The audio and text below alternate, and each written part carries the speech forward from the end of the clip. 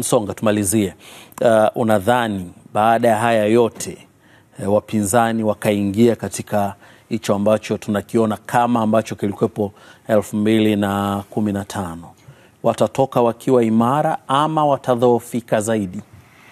Kwa kweli, kwa namna ambavyo nafikiri binafsi kwamba kama wakijipanga vizuri na wakakubaliana namna bora zaidi ya kutengeneza muungano huu, muungano ambao hautakuja kuwa na athari kama zilizotokea huko nyuma, inaweza ikawasaidia pakubwa, kwa sababu mazingira yenyewe ya siasa ya sasa hivi yanaonyesha kwamba ili uweze kupata mafanikio na hasa kutoka katika kambi ya upinzani, ni lazima ushirikiane na wenzako.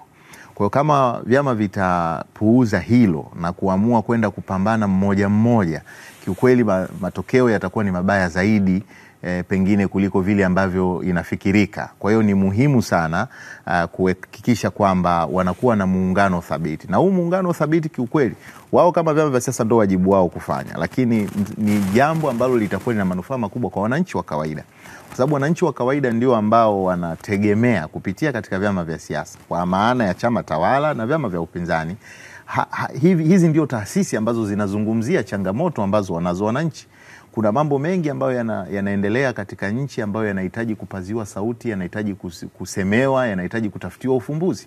Kwa hiyo taasisi za kisiasa, kwa maana ya vyama vya siasa kwa ujumla wao, ndio wajibu wao wa msingi kufanya hivyo. Kwa hiyo wanapokuwa wanatengeneza mazingira mazuri ambayo yatawafanya wapiga kura waweze kutimiza wajibu wao wa kupata viongozi wanaowataka, na wale viongozi wakapatikana, maana yake kwamba zile kelele ambazo tumekuwa tukizisikia, changamoto ambazo wananchi wamekuwa wakikabiliana nazo katika maisha yao ya kila siku, manake zitakwenda kupungua.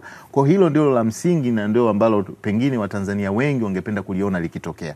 Kwa hiyo sasa ni muhimu kwa hivi vyama vihakikishe kwamba vinajipanga sawa sawia, ili kwamba mwisho wa siku huu umoja wao uwe ni umoja ambao si tu utakuwa na manufaa kwa vyama vyenyewe, lakini utakuwa na manufaa zaidi kwa wananchi ambao ndio wanategemea kwamba changamoto zao na matatizo yao yaweze kusemewa na vyama hivi vya siasa.